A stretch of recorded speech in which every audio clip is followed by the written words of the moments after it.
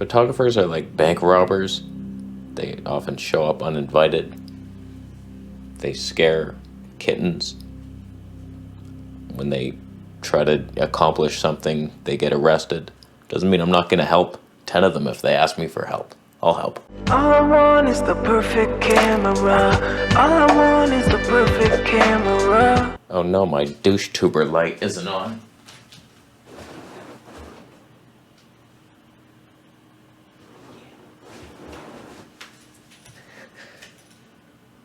I'm covering it. So we got a budget hobo setup today. GoPro 11 in maximum, no stabe, ultra hyper view, 12mm lens, something like that. Was that your question? Even weight isn't an issue. The Z9 would be the perfect video camera for you. Do you have any idea the definition of perfect camera? I've made like 7 videos saying this is what I would consider perfect. Z9 ticks off no boxes.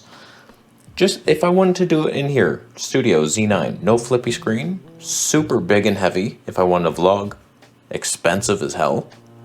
How is that perfect for me? If I want wildlife, maximum frame rate 120 frames per second, much like the Fuji X-T100 probably did.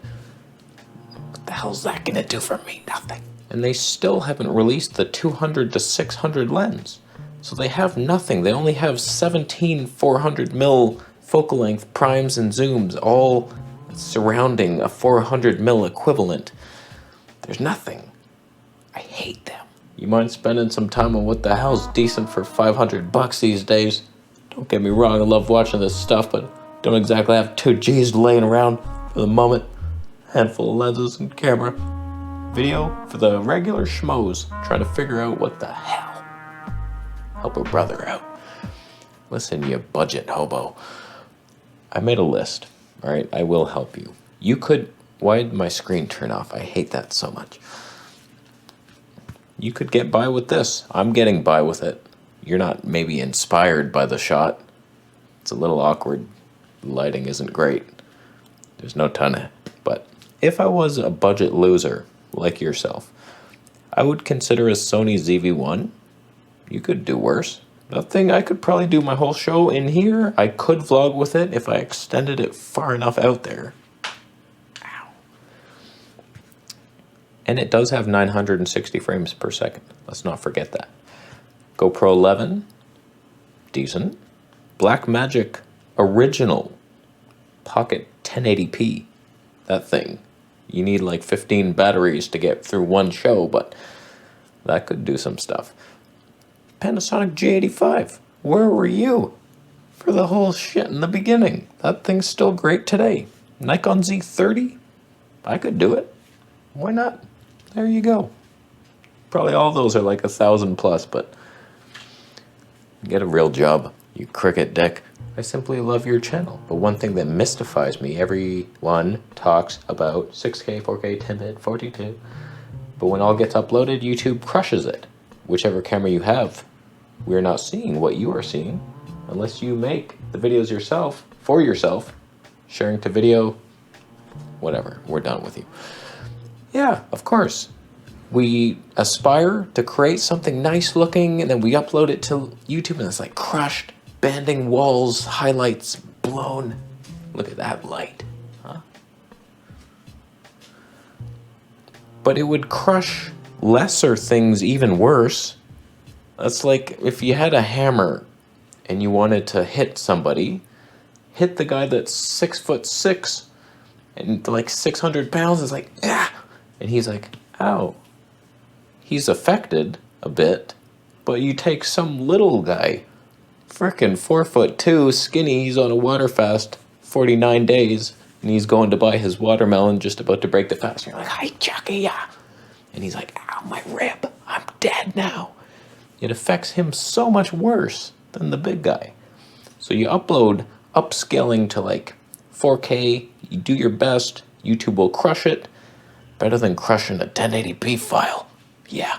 How do the Lumix S5 II and the Fuji X-H2 compare? Are you by any chance planning a comparison? I'll do one right now. I have footage of the S5 II in here, and I also have footage of the XH2 in here, so you're seeing it. Similar focal lengths, 16mm 21.4 on the Fuji, 24mm 1.8 on the Panny Boy. I feel like they're very different cameras. Panasonic would be superior for vlogging, just the stabilization so much better, but then Fuji has 240 frames per second with autofocus. 8K if you ever needed that. You should never need that. I feel like Panasonic leapfrogged Fuji autofocus in 1 second, 1 millisecond. It's like Fuji was working on phase detect for like 7 years and they're still tweaking it. Still sucks. It's okay, but it's like, it still pulses, it does weird stuff. And then Panasonic just comes in, bow, like super reliable, Nikon level. Not bad. I don't know which I would choose. Panasonic just doesn't have the lenses. So disappointing, unless you go Leica, but you shouldn't. I feel like overall the Panasonic is the better system if you can find a lens you love. But right now for wildlife, telephoto, don't even look at the Sigma. Don't even look. Thanks for the mystery novel. What is that? One of the passages in the Bible? Frickin' John 16 on page 11. Holy cow. I watch your videos. My predicament, Fuji user, X-T4, XH2S. Dare I dream it? Sony, 200 to 600. My heart says Fuji. Brain says Sony. Here's your shit. XH2S plus 150 to 600. Or A7 IV with 200 to 600. P.S. I'm not even reading that. Image quality and bokeh and brightness. Brightness? The hell was that? Oh, I hope my camera can be bright sometimes, you moron. Okay, if it was me, I have compared everything to my Sony with that 200 to 600. It can't be beat. It can, kind of. That Penny Boy GH6 kind of beat it in a lot of ways. I miss it. But like, that's superior. The A7 IV, better autofocus, decent. Fuji's just a fringe, weird system with quirks, a lot of quirks. Just flickering ibis jerks, autofocus pulsing, unreliability, weird material on the body. What is that rubber shit? I would go Sony. Just don't even debate it. Fuji will have the better look. Eventually, like, you go out with those two and it's like, yeah, Fuji does look better, damn it. But Sony just will perform better. It is better. Viltrox 13mm versus Sigma 16mm for X mount. Don't see a reason to own both. I don't see a reason to own either. The Fuji 16mm 1.4 is your answer. Buy it used, probably as cheap. I remember my friend bought one. I had to get it for him, and it was so cheap. It was like 400 or something. After receiving the lens and paying the man, I was like, how come you're selling this so cheap? Because if I said it before, he might have wrestled me to the floor and took it back. And he was like, well, the Sigma 16mm came out. And I was like, yeah, that's equivalent.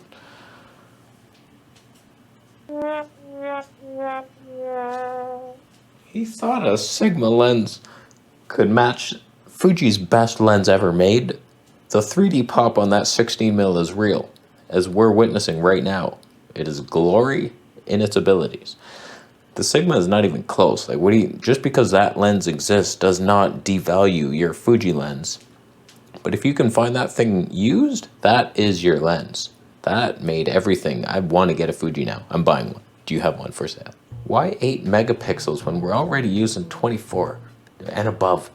Makes no sense at all.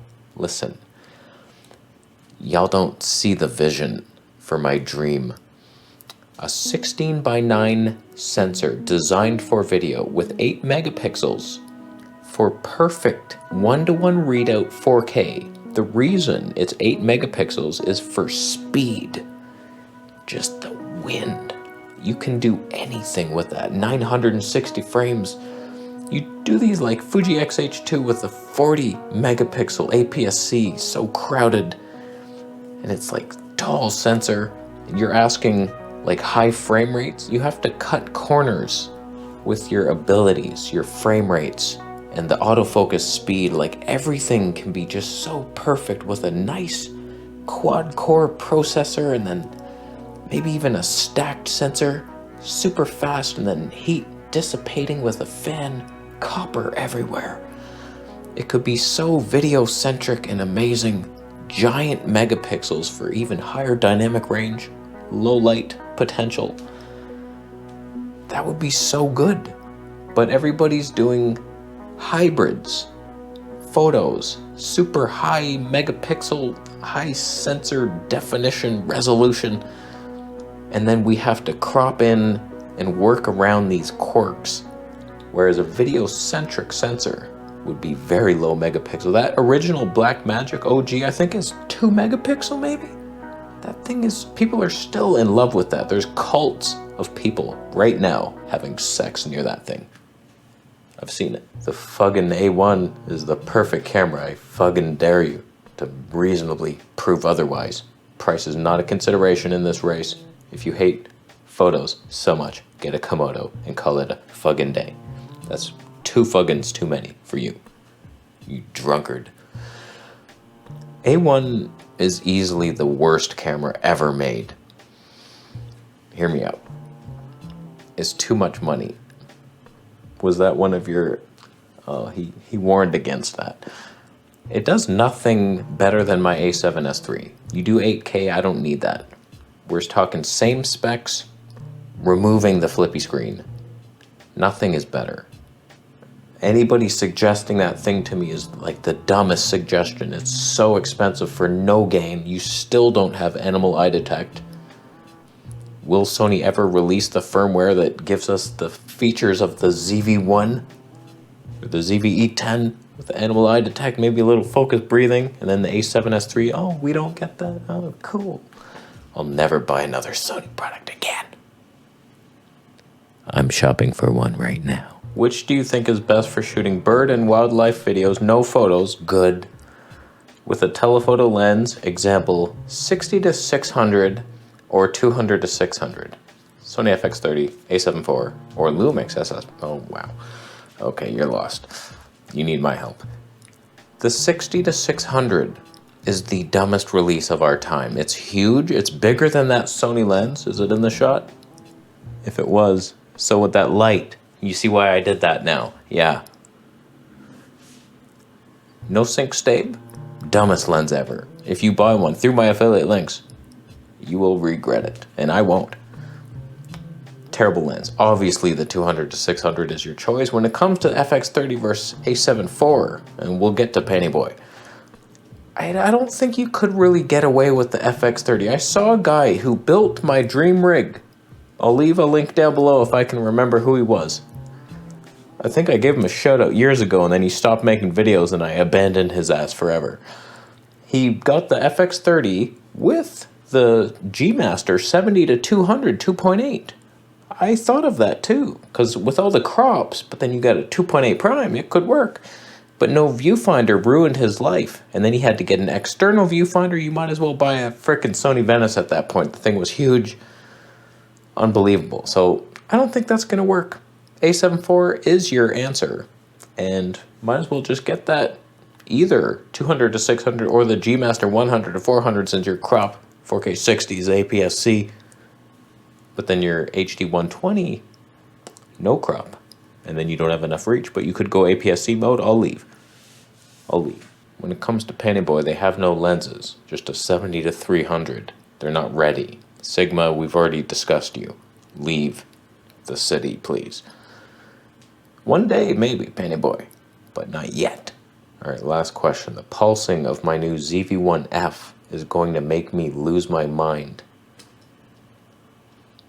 How could you disappoint humanity by stooping to that level and actually rewarding Sony by buying that piece of hunking donkey pea pile of horseshoe levitating mosquito trash in the garbage dump of a giraffe's? Who in their right mind would buy that thing? It has no autofocus. Worse than Panasonic in the past autofocus. Terrible stabe. Like, every review has showed you that it's the worst thing we've ever seen. I'm insulted by the release of it because of how crippled it is and how dumb Sony thinks vloggers are, and what we need is basically less than a flip phone from Minolta. I can't believe you bought that thing. I'm so disappointed. I'm banning you for 7 months. Fishing with Billy. Hope you choke on some of the scales. That's the karma comes to me directly. Oh, I would take it back if I could. But it's out there now. It's out there in the universe. Thank you for watching a GoPro episode. Hyperview is real and good. And there's no vignetting on the corners that I see. And it's not due to my filters. It's a perfectly designed sensor. If it was 16:9, 2 megapixel, we might have something, but we don't. Thank you for shopping around in my affiliate link shop. Subscribe for more about anything.